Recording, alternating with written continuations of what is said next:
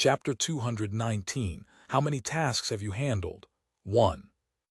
Those who followed the archbishop stood up without hesitation, pointing their fingers at Porisco and shouting, "A man cannot receive revelations. The Holy Scripture clearly states that only the Holy Maiden can do so. How can you, a bishop, not know that?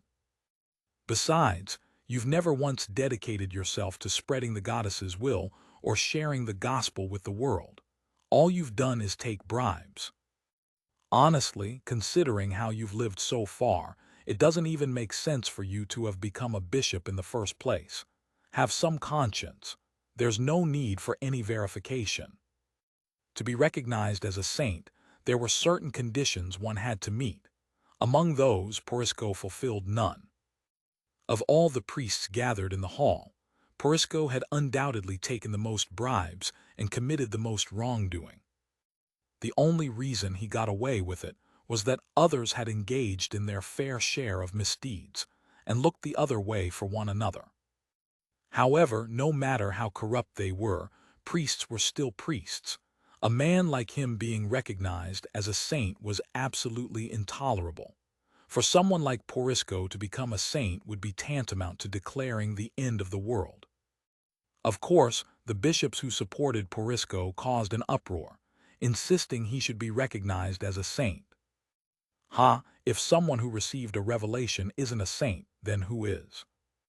This is what everyone desires.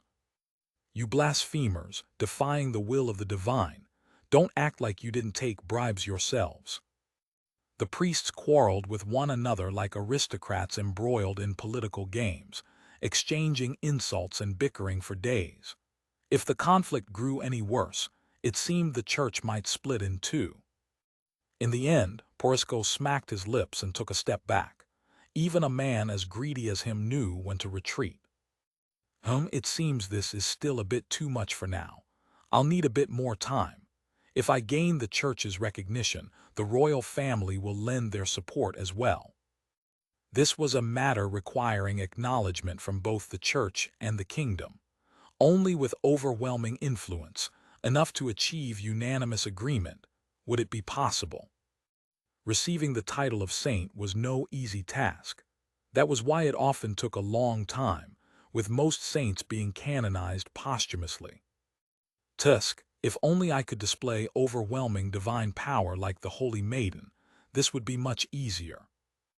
Though he felt a pang of regret, he wasn't too bothered. The believers in the capital already revered and followed him. The archbishop would no longer dare touch him. His popularity had grown far too large. Phew, it really feels like the goddess saved me in my final moments. Or was it that brat who suddenly appeared and saved me? Damn it. In any case, I won't rest easy until I get my hands on that contract. I narrowly escaped death thanks to that brat, but I lost all my wealth to Baron Fenris, and he's even holding my weakness over me. I've been forced into a life of integrity. Still, if I keep living virtuously like this, I might eventually earn the title of a saint. Porisco suddenly felt a strange sense of unease. Living virtuously, have I gone mad? Ever since meeting that brat, he felt like something had gone wrong with him. Well, I figured becoming a saint would be a tough sell. Ghislaine chuckled lightly after hearing the news. If becoming a saint were that easy, then every dog and cow would be walking around with the title.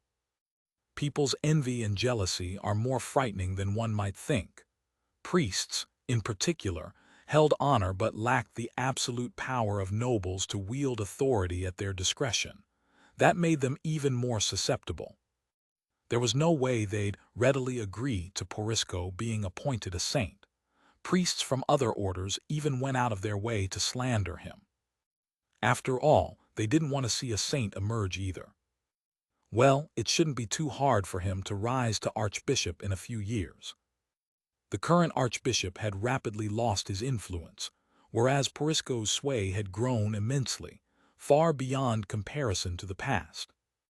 Unless he made a major blunder, Porisco's faction would hold significant control over the church's administration.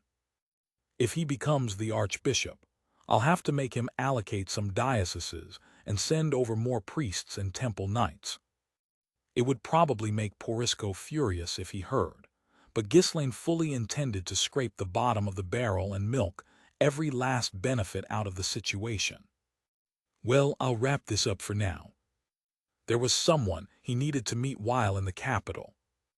He had been planning to visit eventually after the war ended, but now that he was here for the matter with Piotr, it would save him time to handle it now. Guess I'll go pay the Marquis a visit. He must have heard plenty about me by now. The commotion wasn't confined to the church. The nobles residing in the capital were equally abuzz, endlessly gossiping about Ghislaine's antics. A divine revelation, predicting the drought with that. Is it just another baseless rumor tied to that guy?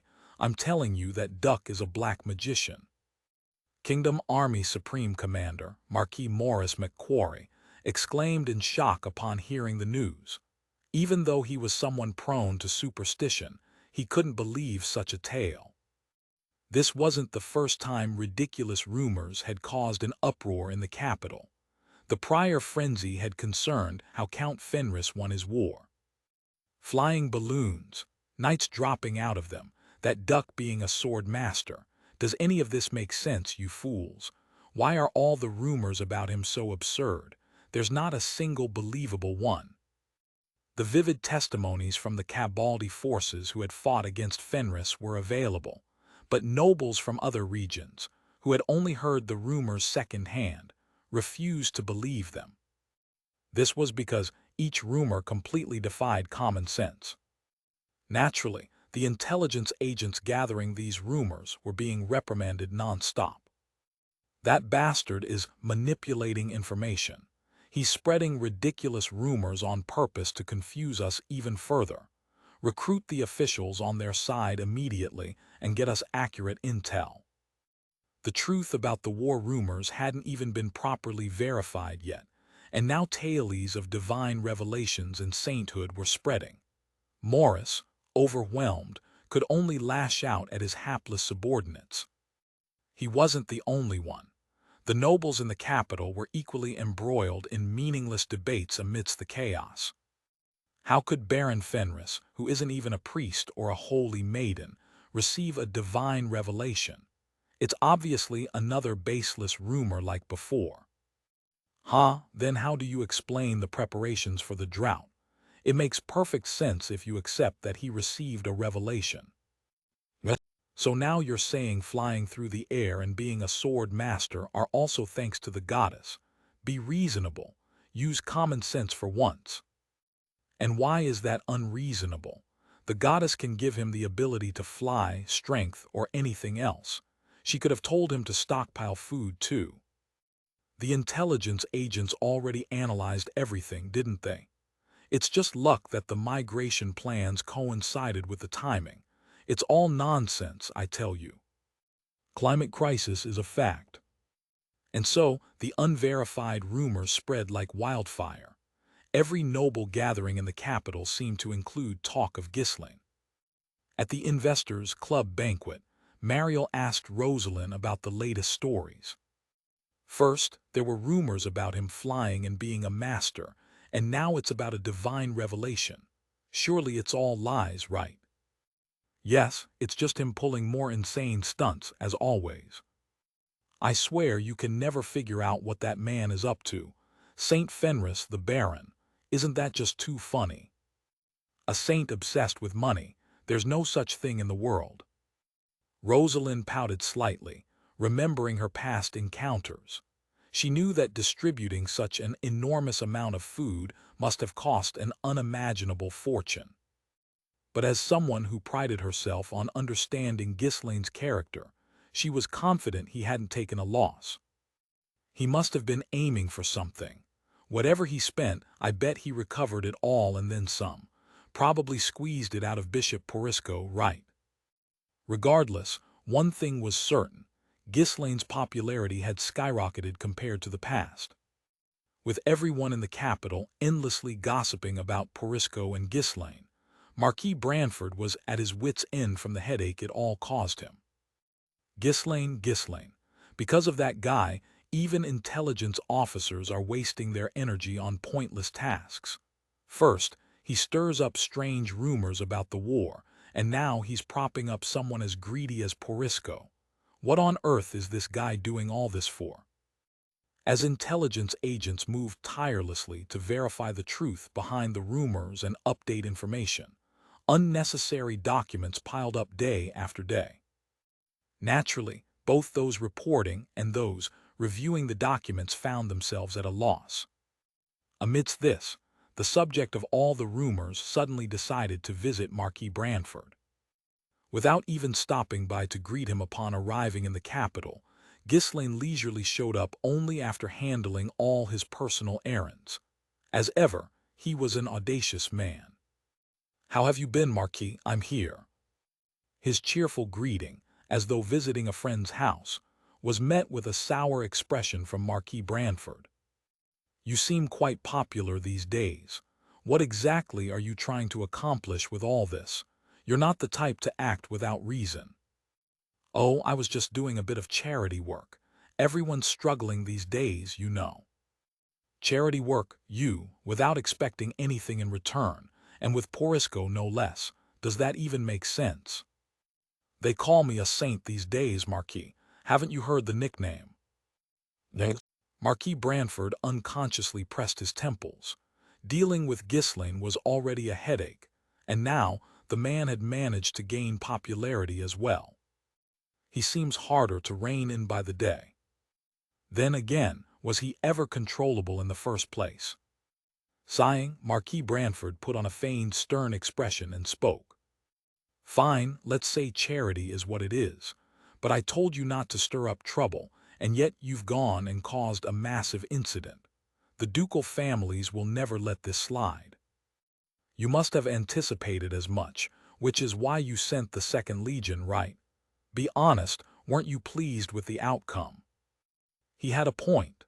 To be honest, hearing news of the victory had been satisfying. It had completely reversed the downtrodden atmosphere among the royal faction, which had been overshadowed by the ducal families. Marquis Branford chuckled faintly at Ghislaine's bold remark. "Fine, it wasn't bad. That said, all the intelligence officers in the capital are struggling because of you." "For what reason?" "The whole thing about the revelation, not to mention the matters related to the war. I may as well ask you directly. How exactly did you capture that fortress so quickly?" At Marquis Branford's question, Ghislaine answered with unflinching honesty. "Since it's you, Marquis, I'll tell you plainly. I built a flying contraption and infiltrated the enemy fortress with 100 knights. We ambushed the soldiers guarding the gate, eliminated them, and then I personally broke down the gate, allowing our forces to pour in and wipe out the enemy." It was exactly as the informants had reported, the same absurd rumors. When the Marquis of Branford remained silent, Ghislaine cautiously spoke up. "Well, is there anything else you're curious about? You flew in with knights, 100 knights you say?" "Yes." "And how did you break through the castle gate?" "I destroyed it myself." "By yourself you destroyed it?" "That's correct." It was already a well-known fact that Fenris had no knights. But what? 100 knights, a mere baron claiming numbers only a grand lord could command. As for flying in, that was so ludicrous it wasn't even worth discussing. And most unbelievable of all, breaking through a thick castle gate alone in an instant. In the entire kingdom, only 2 individuals were capable of such a feat: Count Baltzac, a sword master, and the commander of the Royal Knights. And even that isn't confirmed information. No one's actually seen it happen. Regardless, they had only achieved such feats after reaching middle age. No matter how talented someone might be, it was utterly impossible for someone of Ghislaine's age. Standing nearby, Knight Commander Tolio of the Marquisate couldn't help but burst into laughter at what he'd overheard. When the Marquis of Branford shot him a sharp glare, Tolio quickly straightened up and apologized. "My apologies. The Marquis of Brantford could count on one hand the number of times he had been truly flustered in his life. Yet ever since meeting Ghislaine, such moments had become far more frequent. Pressing his temples with his fingers a few times, the Marquis shook his head and spoke. "Fine, I'll take it as military secrecy.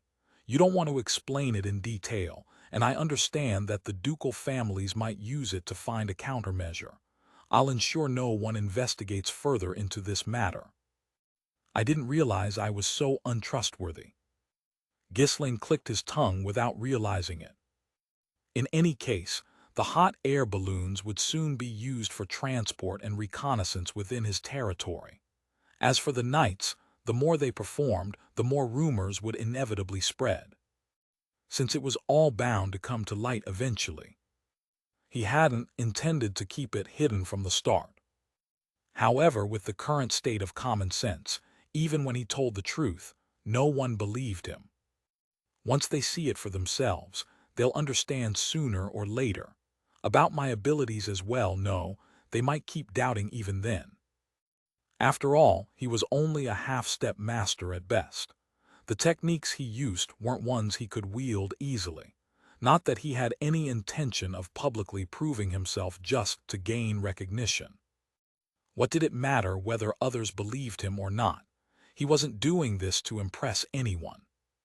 Unaware of Ghislaine's thoughts, the Marquis of Brantford clicked his tongue and shifted to the main topic. "You didn't come here just for a simple greeting. Tell me, what do you need?" As expected, you're always quick to the point. It's a relief speaking with you. I'd like you to grant me an official position. The Marquis of Brantford tilted his head at that. A man who avoided being tied down suddenly asking for an official position. And nominally, Ghislaine already held the title, the Northern Military Supply Officer. "What position are you asking for?" "Appoint me as the commander of the Northern Army." The Marquis of Brantford was momentarily at a loss for words. As always, Ghislaine had come asking for something massive.